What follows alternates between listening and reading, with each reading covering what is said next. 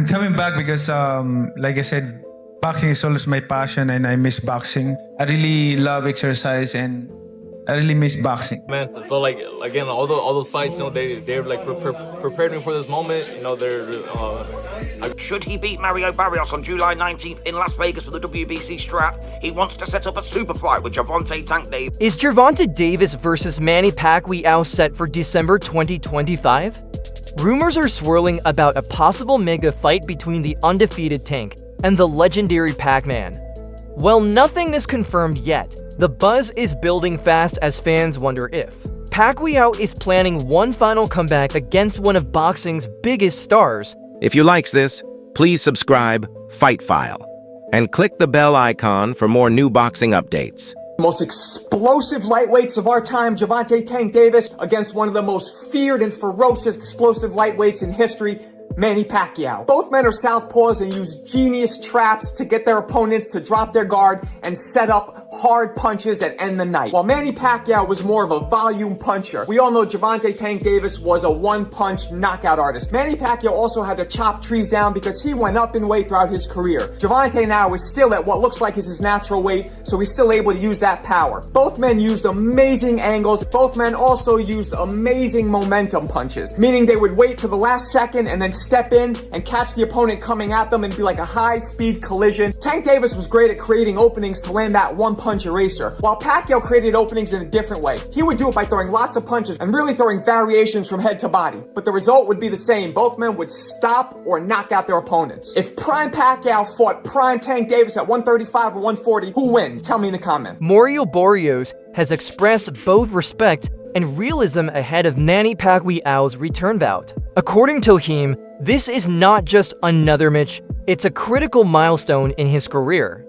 Facing a fighter like a Pacquiao, who has transcendenarians, means carrying the burden of proving his worth on a global stage. Barrios acknowledges that, for many, preparing for someone like Gervonta Davis is no teasy. Tank possesses similar physical dimensions to Pacquiao, but brings a dangerous mix of speed and knockout power. Barrios knows that Manny's path is steep, and in that awareness, he finds motivation to prepare at a championship level. The presence of Davis as a potential next step makes this fight even more high stakes.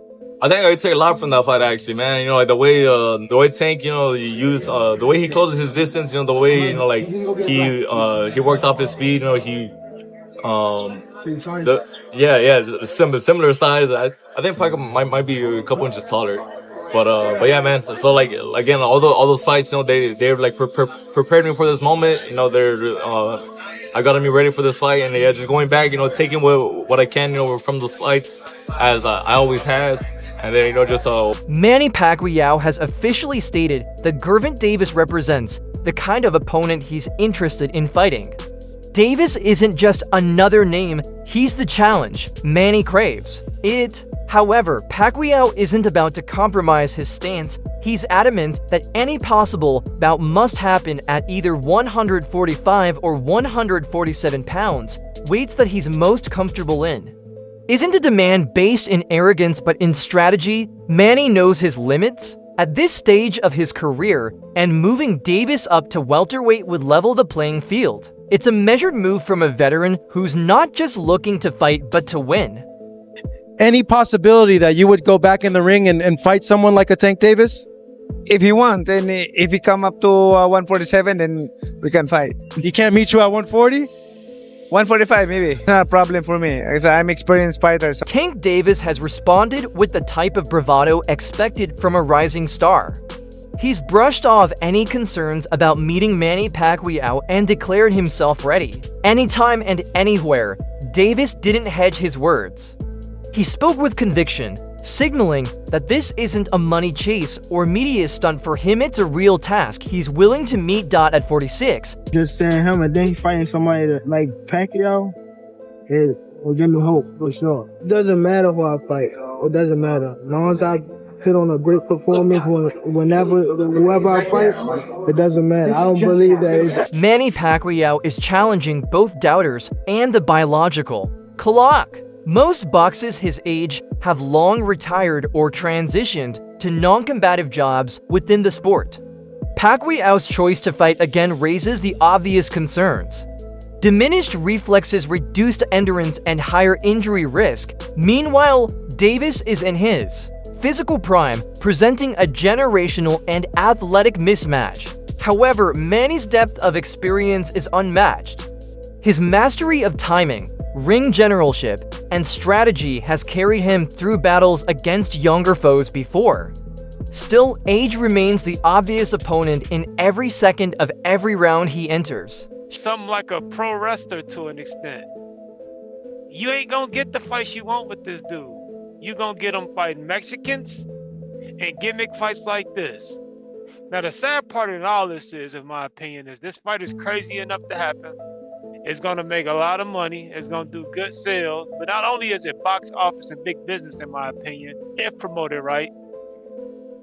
Looking at this motherfucker's resume, this is probably his toughest fight.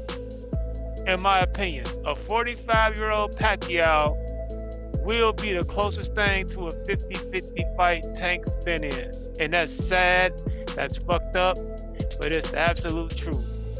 This is the closest thing he's been into a 50-50 fight, a 45-year-old Pacquiao. Me personally, I don't know what Pac-Man has left in the tank for me to say that this is going to be competitive. Comes to age, speed and reflexes are the first thing to go. Explosiveness are the first things to go. So, off youth and explosiveness alone, Tank should be able to beat the old man.